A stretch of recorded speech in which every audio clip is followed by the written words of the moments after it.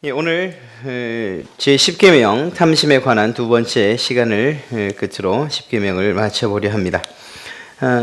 지난주를 잠깐 돌이켜보면 9가지의 계명이 있다고 했습니다. 그 가운데 4가지는 하나님에 대한, 그리고 제5계명부터 9계명까지는 사람과 사람 사이에서 일어나는 우리가 지켜야 할 그러한 계명들이라고 말씀드렸습니다.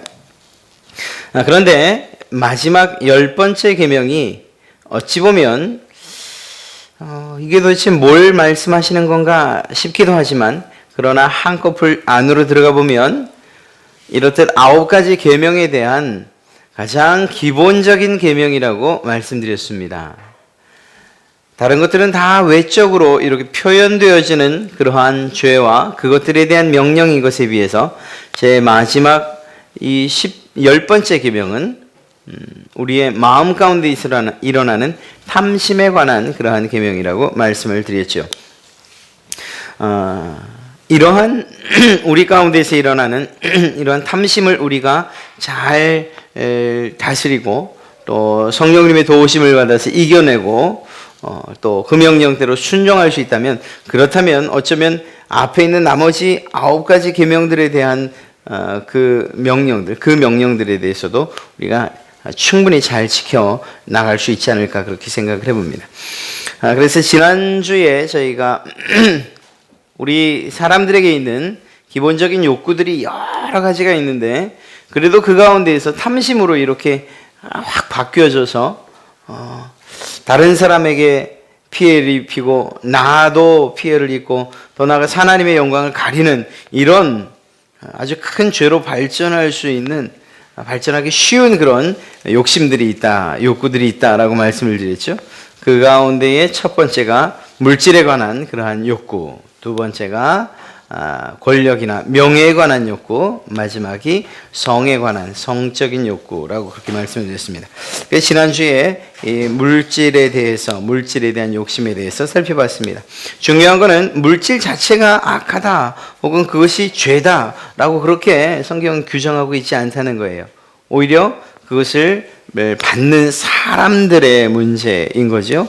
그래서 돈을 사랑하는 것이 일만하게 뿌리가 된다고 이야기했습니다. 돈 자체가 아니고 돈을 사랑하는 것. 그것은 우리가 한 단계만 한 번만 더 생각해 본다면 당연한 일이에요. 왜냐하면 하나님을 사랑해야 될 존재들이지 않습니까, 저희가? 그런데 그 하나님의 자리에서 하나님을 내려놓고 그 자리에 돈을 놓는 것과 같은 똑같은 결과이기 때문에 그렇죠. 돈을 사랑하는 것, 정말 모든 것을 다 잃어버리게 합니다. 자식과 부모 사이, 형제들 사이, 이거 돈 문제가 들어가기 시작하면 정말 마음 내려놓고 포기하지 않는 이상 참 못 볼 일들이 참 많이 일어납니다. 제가 아는 친구도 이번에 장인어른이 돌아가셨는데 그렇게 아주 많이 남긴 것도 아니에요. 몇억, 몇십억 이것도 아니고요. 그냥 조금 몇 천밖에 안 돼요. 그런데도 그 형제들이 막 단체 카톡 이렇게 이야기하고 자기 의견 내면서 거의 싸움터와 같다고 합니다. 얼마 되지 않는데도요. 그래요.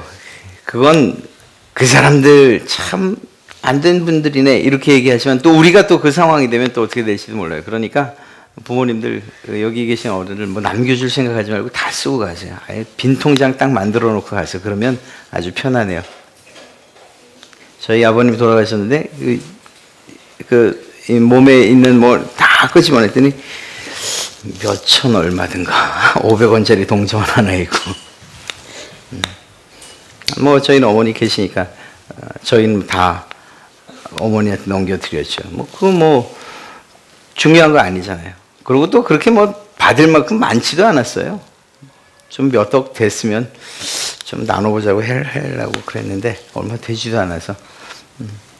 여러분, 그렇습니다. 이 물질에 대한 욕심이 생기기 시작하면 싸움이 일어나고 분쟁이 일어나고 치고받고 인격 내려놓는 일을 금방 일어납니다. 아주 어렵지 않게 우리가 또 볼 수 있습니다.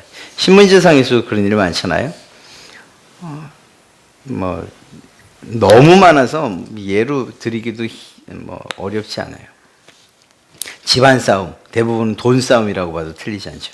자, 그렇습니다. 어찌됐거나 이렇게 물질에 대한 탐심이 발동될 때 그것이 죄라고 말씀하고 있습니다. 그리고 그것이 그렇게 이 탐심이, 물질에 대한 탐심이 생길 때에 특별히 신앙인에게 있어서는 어떤 모습으로 나타나느냐? 첫 번째는 헌금에 대해서 아까워하기 시작한다는 거죠. 헌금, 야, 이거 정말 다 드려야 되는 건가? 정말 11절 해야 되는가? 감사헌금 드려야 되는가? 뭔 감사헌금의 종류가 이렇게도 많은가? 이렇게 시작되면서 헌금에 대한 아까운 생각이 들기 시작합니다. 그러나 그것은 말씀드렸던 것처럼 모두가 하나님께로부터 왔다라는 사실을 잊을 때 그런 생각이 들기 시작하는 거고, 그런 욕심이 들기 시작하는 겁니다. 뿐만 아니라 다른 사람들에게 나눠주는 일을 하지 않기 시작해요. 싫어하기 시작하죠. 심지어는 형제 자매들에게 나눠주는 그것도 싫어합니다. 그러니 어려운 사람들을 돌아보는 일들 결코 있을 수 없는 일이죠. 그러나 기억해야 됩니다. 그 어떤 것도 사실은 우리가 이게 다정하게 손 붙잡고 죽음의 문턱을 함께 넘어갈 수 있는 그 어떤 물질도 없어요. 살아있는 사람들이 그에게 아무리 돈을 쥐어주려고 이거 가지고 가다 노잣돈으로, 저승길 노잣돈으로 쓰라고 아무리 쥐어주려고 해도 그것조차 줄 수 있는 힘이 없어요.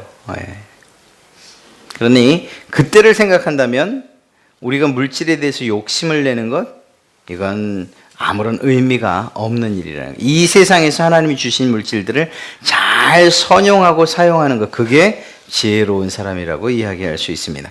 자, 이제 두 번째 그리고 세 번째 탐심에 대해서 좀 살펴봅니다. 두 번째는 명예욕, 권력 이런 것들에 관한 것입니다. 이것은 신분이나 지위에 대한 욕심이라고 이야기할 수 있습니다. 권력 혹은 권세욕 이렇게도 이야기할 수 있죠.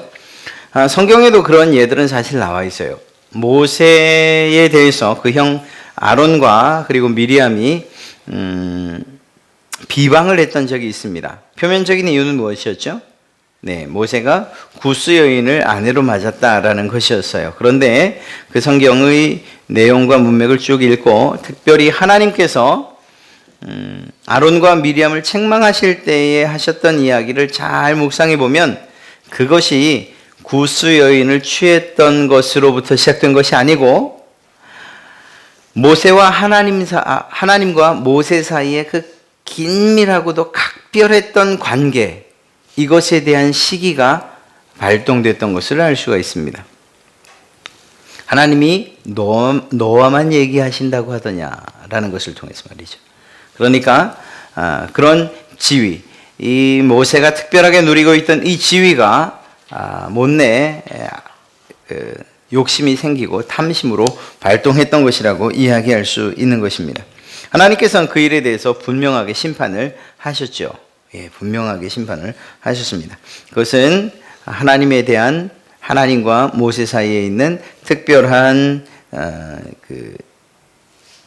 특권과도 같은 그런 지위, 이런 것들에 대한 탐심이었기 때문에 그렇습니다. 다윗의 아들 압살롬도 이러한 권력에 대한 욕심을 아주 대단하게 챙겼습니다. 그리고 실제적으로 그것을 실행으로 옮겼고요.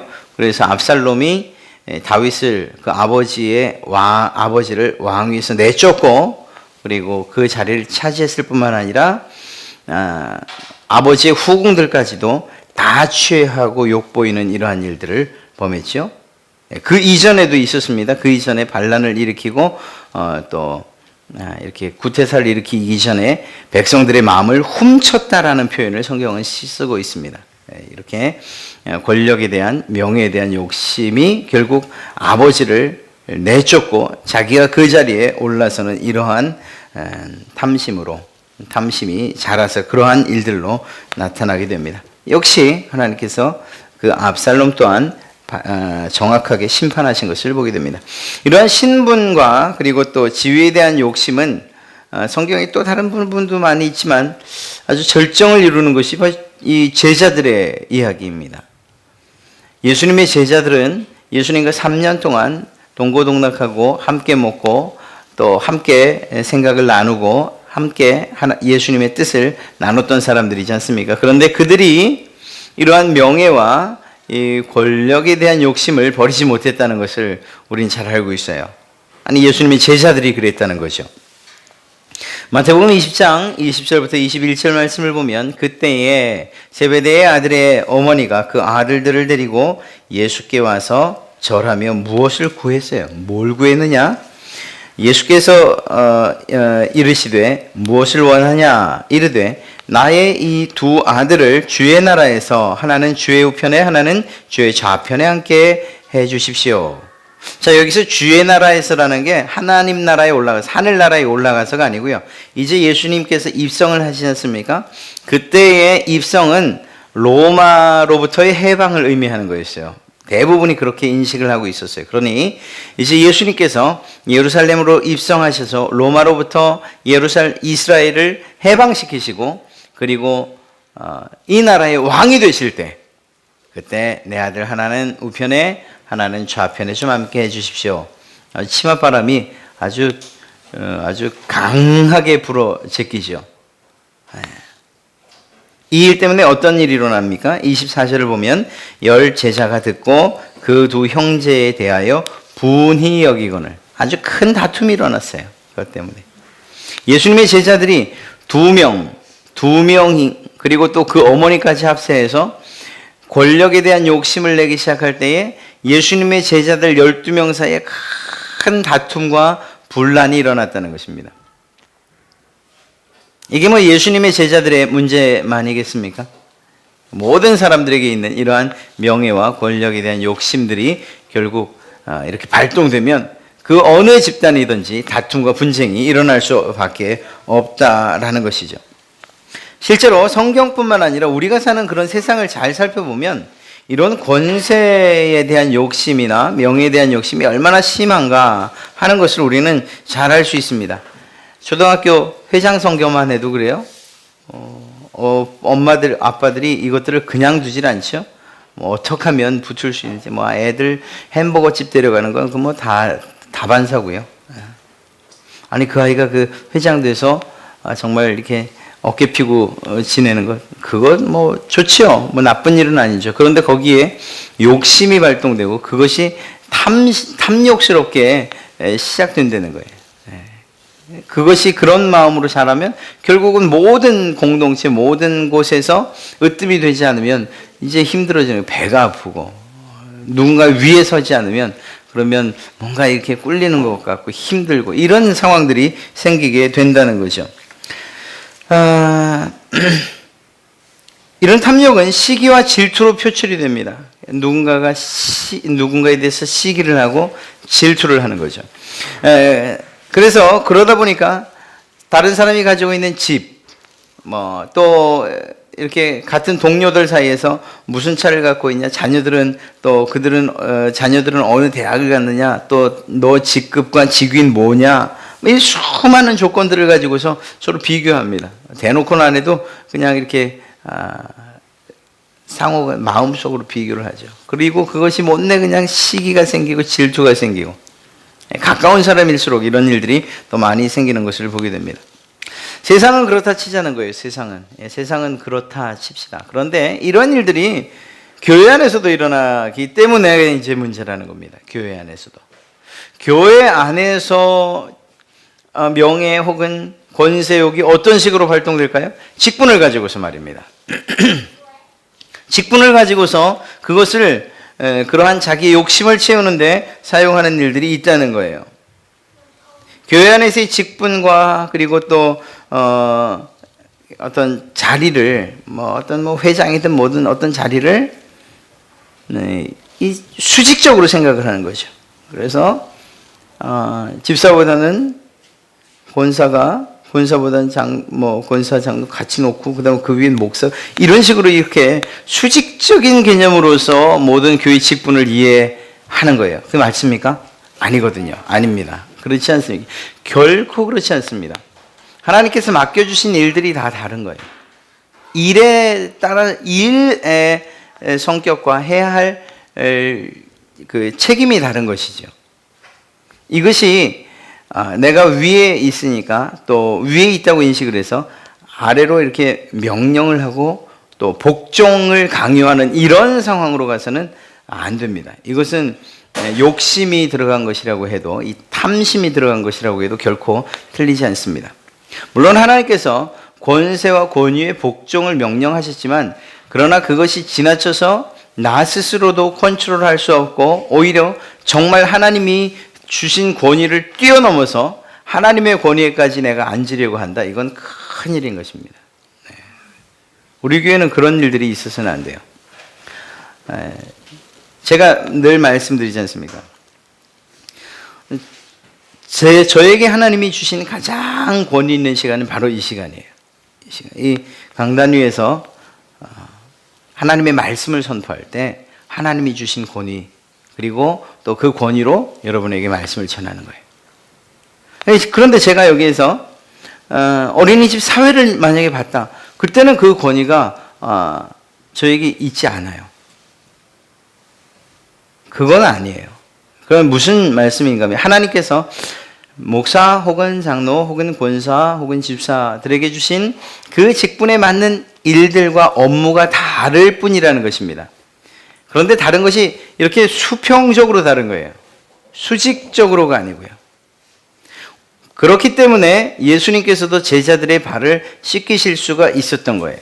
만약에 그 관계가 스승과 제자의 관계로서 그것을 위아래로 주님께서 생각하셨다면 어떻게 제자들의 발을 씻겨줄 수가 있단 말입니까? 그런 일은 있을 수가 없는 일이죠. 여러분, 그렇습니다. 교회 안에서 내가 가진 직분이나 혹은 내가 하는 일 때문에 내가 괜히 높아 보여지려고 한다 그러면, 그때 하나님 앞에 나오셔야 될 때, 하나님, 제게 욕심이 들어오나 봅니다. 내게 탐심이 생기나 봅니다. 이 명예욕과 권세욕으로부터 날 좀 지켜주십시오. 그것을 이겨낼 수 있는 좋은 방법을 하나 알려드린다면, 그런 자리에 앉을 때, 예를 들면 어떤 기관의 회장이라든가 아니면 권사 혹은 집사 혹은 장로 혹은 혹은 교육자들, 그런 자리에 있으면 더 아래 사람들을 섬기기 위해서 하나님이 주셨다고 생각을 하시는 겁니다.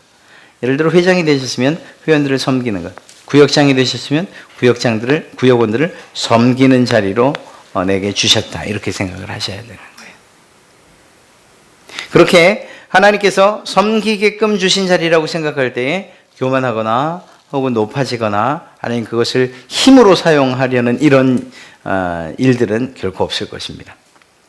하나님께서 주신 직분은 하나님이 교회를 바르게 세우고 그리고 건강하게 세워가기 위한 하나님이 주신 그러한 체계요, 조직이요, 그리고 기관, 이런 모습으로 우리에게 주신 것이지, 그걸 우리가 힘으로 남용하게끔 주신 것은 결코 아니라는 거예요.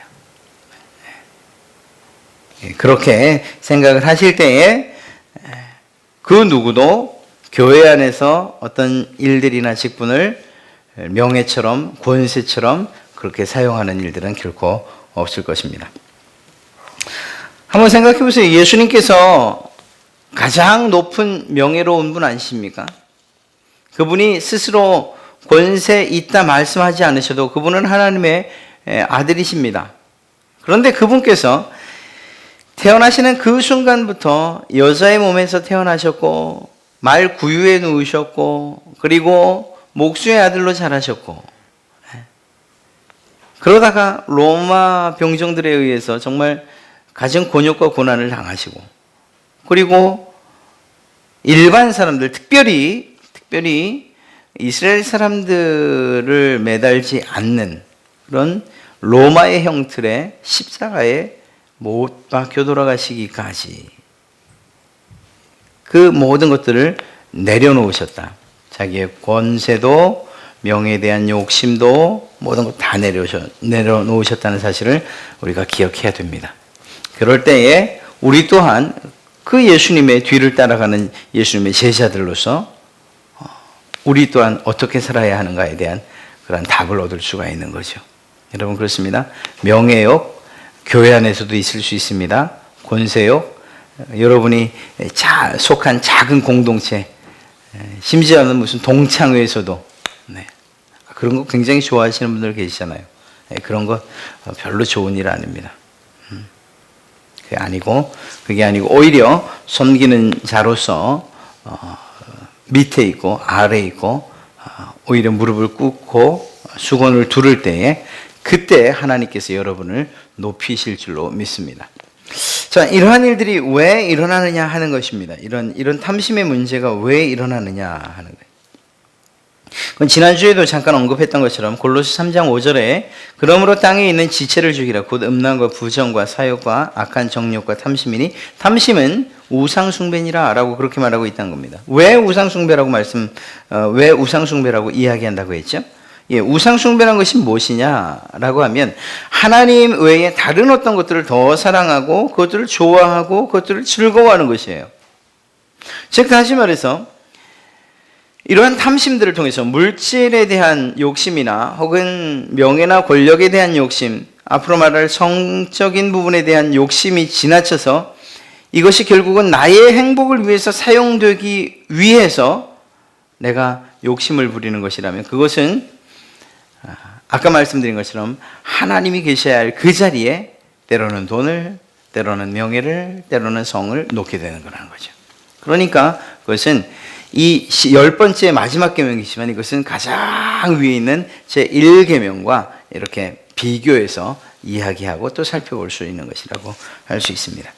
자, 나의 행복이 하나님보다 더 소중하고 또 내 행복을 하나님이 아닌 다른 어떤 것으로부터 얻으려 한다. 이게 사실은 우상숭배 아닙니까? 꼭 그렇게 얘기하지는 않습니다만 그냥 우스갯소리로 TV가 우상숭배, 그게 어떤 의미란 얘기죠? 하나님보다 TV를 더 좋아하는 거예요. 그러면은 그것은 가능한 얘기예요. 그렇게 이야기가 될 법한 이야기예요. 하나님께 예배하는 것보다 우리 아이들이 PC방을 가는 걸 더 좋아한다? 그러면 하나님보다 더 즐거워하는 것이 생긴 거잖아요. 그러면 그건 이제 우상숭배가 되는 거죠. 그런 면에서 취미생활도 우상숭배가 될 수 있는 거예요. 낚시 좋아하시는 분들, 바둑 좋아하시는 분들 얼마나 많으십니까? 그러나 그것이 어디까지 지나치면 하나님에게 예배하고 그 하나님께서 우리에게 주신 명령조차 잊어버릴 지경에까지 이르면 이제 우상숭배라고 이야기하시는 거예요. 그렇게 본다면 우상숭배가 아닌 것이 없죠? 그런 면에서 이러한 탐심, 내 행복을 더 추구하는 것, 내 기쁨을 더 추구하는 이 탐심, 그것이 무엇이 되든 간에 우상숭배가 될 수 있다라는 것입니다. 여러분, 우리의 행복은 하나님이어야 할 줄로 믿습니다. 하나님 단 한 분만입니다. 하나님을 알고 또 사랑하고 기뻐하는 단지 그것만으로 우리는 충분한 행복을 누릴 수 있어야 하는 것입니다. 또한 그렇게 되시기를 간절히 축원합니다. 하나님이 여러분의 가장 큰 기쁨이 되시기를 바랍니다.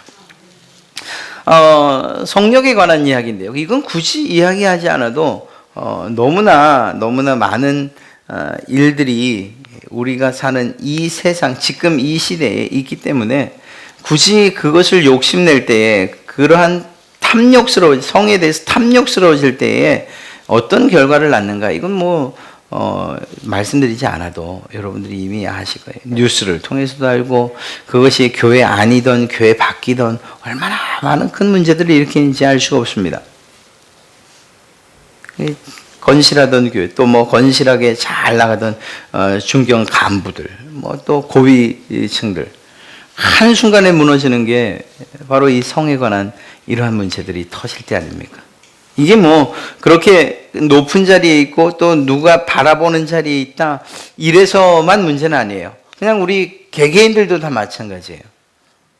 가정이 아름답게 지켜져 가고 또 그리고 하나님께서 우리에게 주신 삶의 목적, 그리고 신앙인의 목적 따라 살아가기 위해서 우리가 지켜야 될 부분, 바로 이런 성적인 부분도 지켜야 된다라는 것을 이야기하는 거죠. 사실 며칠 전이었죠. 간통죄는 이제 법이 그 간통법 자체가 사라졌죠. 사라졌어요. 이제 그 간통법이라는 말 자체가 없어졌어요. 그건 이제 없는 일이에요. 이렇게 점점 성에 대해서 개방되어 가는 그런 사회. 그리고 또 옛날과 확연하게 다르게 우리 아이들이 가지고 있는 이 성에 대한 그런 어떤 선입관들이나 또 사고들이 깜짝깜짝 놀라게 하죠. 그럴수록 우리가 지켜내야 되는 것이 바로 이러한 부분들이라는 것입니다. 이게 중요한 거예요. 소중한 거예요. 하나님께서 우리에게 그것이 중요하고 소중하고 기쁨을 주지 않는다면 우리에게 주시지 뭐죠? 왜 주셨겠어요? 그렇지 않다면. 그렇기 때문에 그만큼 중요하고 소중하고 우리에게 필요한 것이기 때문에 하나님이 주신 것은 틀림없어요. 그러나 이것이 우리의 욕심이 거기에 그리고 그래서 탐욕스러워질 때 그때가 이제 문제가 생긴다는 거죠. 일에 대해서 이야기하다 보면 요셉의 이야기를 빼놓을 수가 없습니다. 요셉의 이야기가 39장 창세기 39장 7절에 나오죠. 그 후에 그의 주인의 아내가 요셉에게 눈짓하다가 동침하기를 청하니 요셉이 거절을 합니다. 그러면서 자기 주인에게 이렇게 얘기를 해요. 내 주인이 집안의 모든 소유를 간섭하지 아니하고 다 내 손에 위탁하였으니 이 집에는 나보다 큰 이가 없으며 주인이 아무것도 내게 금하지 아니하였어도 금한 것은 당신뿐이니 당신은 그의 아내임이라. 그런즉 그래서 내가 우리 주인의 말을 들어서 당신과 그렇게 나쁜 짓을 할 수 없습니다. 이렇게 얘기한 게 아니고 성경을 보면 내가 어찌 이 큰 악을 행하여 하나님께 죄를 지으리까 이렇게 이야기하고 있는 거죠. 여러분 우리가 참지 못한 그러한 탐욕 때문에 이러한 어떤 성적인 욕구를 그것을 지켜내지 못한 것 때문에 그것 때문에 결국은 하나님 앞에서 죄를 짓는 하나님 앞에서 악을 행하는 이러한 결과가 생긴다고 생각을 해야 된다는 거예요. 또한 여인이 날마다 요셉에게 청합니다. 성경에 그렇게 기록되어 있어요. 여인이 날마다 요셉에게 청하였으나 요셉이 듣지 않고 그랬고 동침하지 아니할 뿐더러 함께 있지도 않았다라고 되어 있습니다. 그러니까 그 자리를 피하는 일로서 자기의 선교를 유지해 갔다는 것이요. 네, 사실은 이 시대에도 이러한 일들이 있어야 될 것입니다. 성적인 부분뿐만이겠습니까? 다른 것도 마찬가지죠. 실제적으로 신학교에서 신학생들 특별히 이제 우리 남자들에게 또 혹은 이렇게 아주 친분이 있어서 무엇인가 말을 해주고 싶어 하는 그런 분들이 꼭 빼놓지 않고 하는 이야기 가운데 이 부분이 들어가요. 상담을 할 때이든, 신방을 할 때이든, 그때이든 오해도 사지 말게 하고, 그리고 그런 일들이 생기게는 더더욱 하지 말아라. 상담을 할 때도 문을 좀 열어놓고, 혹은 차량을 타고 갈 때도 신방을 갈 때도 반드시 아내를 동석해서 같이 아니면 그러면 아예 안 가는 게 낫다. 뭐 이렇게도 얘기하시죠. 그만큼 잘하던 사람이 한순간에 넘어질 수 있는 그 문제가 바로 이 성적인 문제이기 때문에 그렇습니다. 다시 말씀드리지만 그게 뭐 저나 혹은 이렇게 목사들에 관한 이야기뿐이겠습니까? 아니죠. 다 가정마다 다 마찬가지고 하나님의 백성이라면 다 이 부분들을 정말 성실하게 지켜나가야 될. 그래야 가정이 아름답게 지켜지고 또 유지되고 그렇지 않겠습니까? 자, 이런 것들, 이러한 탐욕, 전반적으로 이런 탐욕들과 탐심에 대한 해결 방법이 과연 있을까 하는 문제를 우리가 생각해보고 마치려고 합니다. 그것은 한 가지 성경적으로 제시되어지고 있는 답은 스스로 만족하는, 자족하는 마음을 갖는 것입니다. 탐심, 무엇인가 더 갖고 싶어하고 더 욕심스러워지고 이런 마음들을 무엇으로 이기느냐? 스스로 만족하는 마음으로, 자족하는 마음으로 이겨내지 않은 거예요. 이겨내지 않은 거. 이게 성경적인 답입니다. 탐욕을 자족으로 이기자. 문제는 그거죠. 자족하는 마음이 어떻게 생기냐 하는 거예요. 자족하는 마음이. 난 만족해. 난 충분해. 난 부족함이 없어. 그렇게 날마다 고백하시는 거 아주 좋은 방법이죠. 성경적으로 어떻게 할 때에 이 스스로 만족스러워하고 또한 스스로 족한 줄 알까 하는 것. 첫 번째는 하나님을 깊이 아는 것으로부터 이 자족은 시작됩니다. 목사님 무슨 생뚱맞은 소리. 내 스스로 내가 만족합니다라고 그렇게 고백해야 되는 게 맞는 거 아니에요? 하나님을 깊이 알아가면 내가 만족스럽다고 그렇게 이야기할 수 있고 생각할 수 있나요? 예, 생각할 수 있습니다. 왜냐하면 하나님 그분의 속성을 살펴보니 하나님은 조금도 부족한 분이 없는 분이에요. 모자람도 없어요. 그렇지 않습니까? 하나님은 모든 면에 있어서 완전하신 분이에요. 지혜에 있어서도 완전하시고 능력에 있어서도 완전하신 분이에요. 그런데 그분이 온 우주를 만드셨지 않습니까?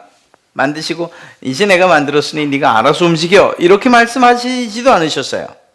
세상을 만들어 놓으시고 그리고 하나님께서 그 세계를 온 우주를 친히 통치하시고 그리고 운행하시고 유지하시고 보존하셔요. 하나님의 그 놀라운 능력과 완전한 능력으로 그 일을 하신단 말입니다. 그런데 이때에 아주 작은 미물 하나, 성경에 보면 참새 한 마리라도 혹은 들의 백합화 하나라도 그것들에 필요한 것이 무엇인지 하나님이 아시고 그것들을 키워주셔요. 자, 한번 생각해 보십시오. 하나님이 아신다고요. 모든 것을 아시고 모든 능력이 있는 그분이 필요를 아신다는 거예요. 모든 만물들의 필요를 아신다는 거예요. 그런 하나님께서 바로 여러분들의 필요를 모르시겠냐 하는 것입니다. 모르실 리가 없죠. 모르실 리가. 하나님께서 다른 것들의 필요를 혹여 모른다 할지라도 여러분들이 무엇을 필요로 하는지는 아시죠. 왜입니까? 여러분들의 아버지이지 않습니까? 아버지. 여러분들의 왕이시지 않습니까? 하나님께서 여러분을 책임지시기로 하셨지 않습니까? 그렇기 때문에 하나님 여러분들에게 있어서 있어야 할 것과 필요한 것들을 아신다는 것입니다. 대충 하는 것이 아니고 정확히 하는 분이에요. 정확히 하는 분. 우리가 하나님을 안다고 할 때에 그런 하나님 아버지라는 것을 알아야 된다는 거예요.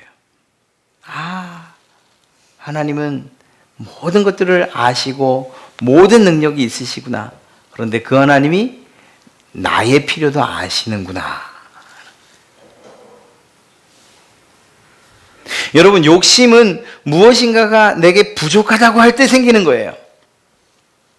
내 손에 뭐가 이렇게 쥐어져 있지만 그러나 또 다른 뭐가 이쪽 손에도 쥐어져야 된다고 생각할 때 그때 욕심이 생기는 거예요. 탐심이 생기는 거예요. 그런데 그 생각을 뛰어넘어서 하나님이 내게 무엇이 필요한지 아시고 그 필요한 것들을 주신다라고 생각하고 또 그런 하나님임을 알 때에 그때 우리가 자족하게 된다는 거죠. 우리가 하나님보다 더 지혜롭다면 그러면 자족할 수 없어요. 내가 이것이 필요한 줄 하나님 몰랐죠? 이렇게 얘기할 겁니다. 그러나 그런 말은 할 수가 없어요. 왜? 하나님은 모든 것을 아시는 분이니까 말입니다. 그런 면에서 우리는 하나님이 어떤 분인지를 깊이 알아가는 일들을 해야 돼요. 하나님을 알아가면 알아갈수록 우리는 자족할 수 있어요. 하나님이 어떤 분인지 알아가면 알아갈수록 우리의 탐심을 억제하고 억누를 수 있어요. 물론 결론적으로 말하면 이 탐심이 억제되고 또한 내 마음 가운데에서 발동되지 못하게 하는 거 그거 우리 힘만으로 안 돼요. 성령 하나님께서 도와주셔야 돼요. 그러니 그 하나님을 또 알아가야 되는 거죠. 그래서 하나님을 알아가는 일들 이것은 매우 중요합니다. 네. 우리가 성경을 공부하고 또 이 말씀을 통해서 우리가 알아가는 그분이 누구예요? 하나님이죠. 이걸 계시라고 말해요. 왜 계시라고 말하죠? 우리 스스로는 하나님을 알 수 없기 때문에 하나님께서 나 하나님은 이러이러하다라고 우리에게 알려주신 거예요. 스스로 우리에게 알려주신 거예요. 나타내 보이신 거예요. 그래서 계시라고 이야기하는 거예요. 우리가 하나님을 연구해서 안 게 아니고 하나님이 나 하나님은 이라고 해서 모든 선지자들과 성경의 기록자들을 통해서 알려주셨기 때문에 우리가 아는 거예요. 그러니까 우리가 말씀을 통해서 공부하고 알아가는 건 결국은 하나님을 알아가는 것이거든요. 그렇게 하나님을 깊이 알아갈 때에 그가 가진 직분에 대해서 혹은 직위에 대해서 욕심? 아닙니다. 그것보다 하나님을 더 사랑하기 때문이죠. 물질에 대해서 그것도 뛰어넘습니다. 왜? 하나님을 더 사랑하니까요. 모든 욕심으로부터 우리가 벗어나고 스스로 하나님이 주신 것에 대해서 만족할 수 있는 그 방법, 그건 우리가 하나님을 알아가는 방법 외에 다른 방법이 없는 거예요. 또 다른 방법이 있다면 그 하나님을 아는 것뿐만 아니라 믿는 것으로 시작되는 것입니다. 하나님의 세우신 뜻, 그리고 그분의 계획, 그리고 여러분을 향한 섭리, 이 모든 것들을 확신하시기를 간절히 축원합니다. 아까 말씀드렸던 것처럼 하나님께서 모든 것을 알고 계셔요. 여러분에게 필요한 것을 알고 계셔요. 여러분들이 만들어지기 이전에, 하나님 이 땅에 보내시기 이전부터 여러분을 알고 계신 분이에요. 그런 하나님께서 여러분들의 삶을 그대로 방치하신다? 결코 그런 일이 있을 수 없습니다. 하나님은 여러분 한 사람 한 사람에 대한 뜻과 계획과 섭리를 가지고 계신 분이신 줄로 믿습니다. 그 사실에 대해서 확신하시라는 거예요. 조금 교만스러워도 돼. 딴 사람은 몰라도 나에 대해서는 하나님이 반드시 계획을 가지고 계시고 그 계획은 선한 계획이다. 이렇게 고백하시고 믿으십시오. 그때에 우리는 만족하지 않을 수가 없어요. 그렇게 믿을 때에 때로는 쫄쫄 굶어도, 때로는 오늘 내가 아주 그냥 밖에서 직장에서 엉망되어서 마음이 그냥 아주 망가져서 들어와도 그래도 또 하나님으로부터 위로받는 거예요. 바울이 그렇게 이야기하지 않습니까? 바울이 우리의 상황과 필요, 그리고 우리에 대한 완전한 뜻과 계획이 그 하나님에게 있다는 사실을 믿을 때에 우리는 만족할 수 있다는 거예요. 하나님을 믿지 못하면 우리는 늘 불안하고 또한 불만족스러울 수밖에 없어요. 아까 말씀드렸던 것처럼 하나님 알긴 알아요. 내가 얼마나 지금 힘든지 알고 계세요? 내가 지금 무엇이 필요한지 알고나 계신 것입니까? 이때는 이 기도를 했는데 왜 그 기도가 응답되지 않는 것인가요? 하나님은 안다고 하지만 나에 대해서 아는 것이 하나도 없어요. 나는 하나님을 신뢰할 수가 없어요. 나에 대해서 뜻을 가지고 있다고요? 계획을 가지고 있다고요? 나에 대해서 섭리하시고 나를 보고 계신다고요? 하나님은 내게서 등 돌린 것 같아요. 이렇게 이야기할 수밖에 없는 거예요. 그러나 그러냐고요? 아니라니까요. 오히려 하나님은 나를 품에 안으시고 내 모든 것을 하시고 나를 지켜주시고 나를 보호해 주시고 나를 하나님의 선하신 뜻과 계획과 섭리 가운데서 나를 지켜주시는 분이라고 그렇게 믿을 때 그때 우리는 만족하는 거라는 것입니다. 그렇다 보니까 그렇게 생각하는 이들이 고통 가운데서도 때로는 사자들 앞에서도 때로는 한 번도 빛을 보지 못한 카타콤 석회 동굴 속에서도 그렇게 마지막 최후를 맞이하면서도 불평하지 않고 그 삶에 대해 만족하며 오히려 기쁨 가운데 하나님에게로 나아가는 모습을 우리가 보지 않습니까? 누가복음 11장 11절 말씀을 보면 너희 중에 아버지 된 자로서 누가 아들이 생선을 달라고 하는데 생선 대신에 뱀을 주겠냐? 달걀, 알을 달라고 하는데 누가 전갈을 주겠냐? 세상 사람들도 그러지 않냐? 악한 사람들도 그러지 않잖냐? 너희가 악할지라도 좋은 것을 자식에게 줄 줄 알거든 하물며 너희 하늘 아버지께서 구하는 자에게 성령을 주시지 않겠느냐? 가장 좋은 것, 가장 필요한 것. 사랑하는 성도 여러분, 여러분에 대해서 하나님이 아실 뿐만 아니라 여러분을 책임지신다는 사실을 확실히 믿는 여러분 되시길 간절히 바랍니다. 그때에 하나님 그 한 분만으로 만족할 수 있는 것입니다. 그때에 탐심이 생기지 않는, 그때에 욕심 내려놓을 수 있는 거예요. 사실 우리가 이해할 수 없는 상황들 많이 만나지요. 그리고 또 받아들이기 어려운 경우도 참 많습니다. 그러나 그것은 우리가 하나님의 뜻과 선한 계획을 알지 못할 때 그때 겪는 일들이에요. 그러니 믿어야 되는 거예요. 그래서 하나님을 신뢰해야 된다는 것입니다. 이러한 자족하는 마음은 우리의 고난조차도 우리를 유익하게 하시려는 하나님의 섭리 안에 있는 하나님의 사랑이라는 것으로 우리는 받아들일 수 있고 믿을 수 있는 것이죠. 사랑하는 성도 여러분, 탐심, 그것은 하나님으로부터 떠날 때, 하나님을 알지 못할 때, 그리고 성령 하나님께서 우리 가운데서 역사하지 않을 때 그때 생기는 일들이에요. 우리가 하나님의 자녀요, 성령 하나님께서 여러분 가운데 충만하다면 이런 탐심 물리칠 수 있을 줄로 믿습니다. 탐심이 물리쳐진다고요? 그렇다면 첫 번째부터 9번째 계명 그렇게 어렵지 않은 거예요. 지난번 말씀드렸던 것처럼 이러한 계명들은 마땅히 믿는 그리스도인들에게, 하나님의 백성된 자들에게 주시는 특별한 선물이에요. 우리가 그것을 선물로서 하나님의 계명들을 받을 수만 있다면 큰 은혜와 복이 될 줄로 믿습니다. 세상 그 누구도 10계명 따라 살려고 하잖아요. 그러나 우리는 그렇게 살 수밖에 없어요. 왜? 우리가 적용받는 법이, 그 천국 법이 바로 이렇기 때문에요. 네, 그렇게 생각하시고 우리가 10가지 계명, 비록 긴 시간 살펴봤지만 한 가지 한 가지 되새기실 때에 이것이 하나님이 믿는 그리스도인에게 주신 특별한 권리구나. 이것을 지키는 것이 짐이 아니고 이 명령이 부담이 아니고 이것을 통해서 하나님의 자녀라는 것을 내가 스스로 나타내 보일 수 있는 그런 길이구나, 이렇게 생각하시고, 또 우리 여러분 힘으로 되지 않을 때 성령 하나님의 도우심을 받아서 이 모든 계명들을 잘 지켜가시는 그러한 여러분 되시기를 주님의 이름으로 축원합니다.